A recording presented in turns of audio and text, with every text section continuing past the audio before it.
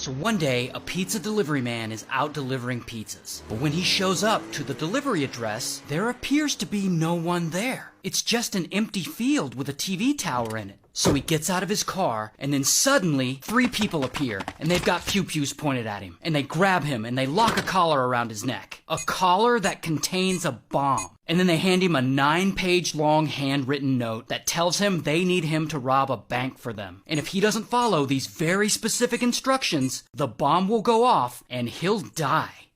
So the pizza man, his name's Brian. And poor Brian, he doesn't know what to do. And they suddenly hand him a shotgun that's modified to look like a walking cane. This is an actual picture of the walking cane shotgun. I guess to help him protect himself while he robs this bank for them. And then they're like, okay, Brian, the clock is ticking. We'll be watching. Minutes later, Brian pulls up to the bank, and with the collar bomb still on him, he walks inside, and he goes up to the counter, and he slips the bank teller a note that says to put $250,000 in a bag. Now the teller, I guess she can't get $250,000, so she puts around $8,700 into a bag. And she gives it to Brian, and Brian leaves. And he gets in his car, and the instructions tell him to go to a nearby McDonald's. So he speeds to the McDonald's to get the next clue, which ends up being a note hidden under a rock there. So Brian gets the note, and then he drives away toward the next location to find whatever clue is after that. But that is when police finally catch up to him for the bank robbery. And then they get him out of his car, and then they handcuff him. And poor Brian's like, wait, but I'm a hostage! And then he tells them about the 3 people who put the bomb around his neck and made him do all this. So police, they see the bomb, and they immediately call the bomb squad. And Brian, he tries to tell them, like, you don't understand! I don't have time! I need to finish this scavenger hunt or this bomb will go off! And as the bomb ticks away, it gets louder and louder. And Brian, he gets more and more anxious. And a bit of time passes and the bomb squad hasn't shown up yet. And everyone's just kind of standing around waiting for them. And he feels like no one is listening to him.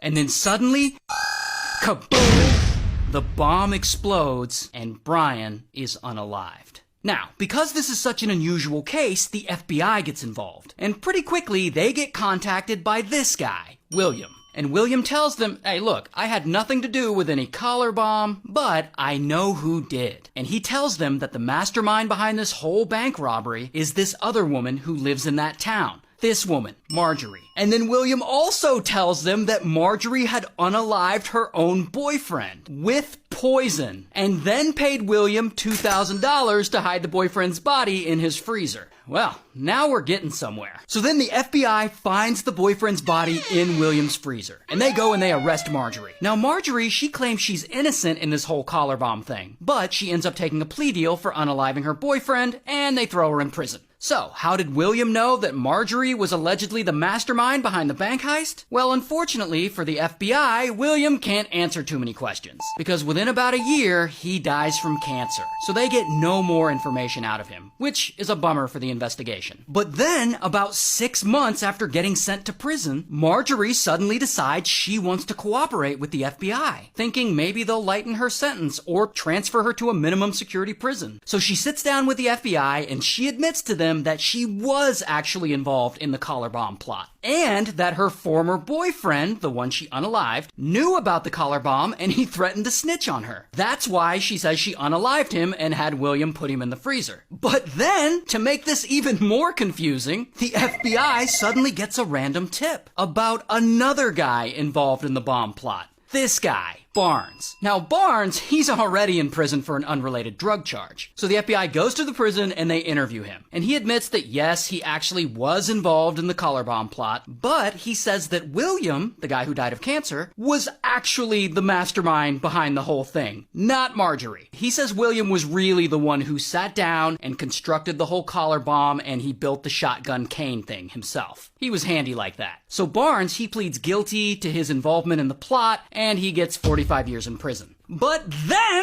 a couple of years into his sentence, Barnes changes his story, and he tells the FBI that while William did build the collar bomb device, he wasn't actually the mastermind. Instead, it was Marjorie the whole time. She was the mastermind. He says Marjorie came up with this whole collar bomb plan to rob the bank for $250,000, and that she wanted that $250,000 so that she could use it to hire a hitman, and that she wanted a hitman so that she could have him unalive her body biological father, and she wanted him unalived so that she could get her family inheritance. But then, Barnes drops another bomb on them. He tells the FBI that not only was Marjorie in on it, and that not only was William in on it, but that Brian, the man with the collar bomb around his neck, who died, he says that he was in on the collar bomb plot too, and that Brian agreed to rob the bank with this bomb around his neck in exchange for a cut of the $250,000. However, he says that Brian didn't actually know that the bomb around his neck was a real bomb. Brian thought the whole time the bomb would be fake. I guess they were supposed to give him a fake one. So he thought that was fake until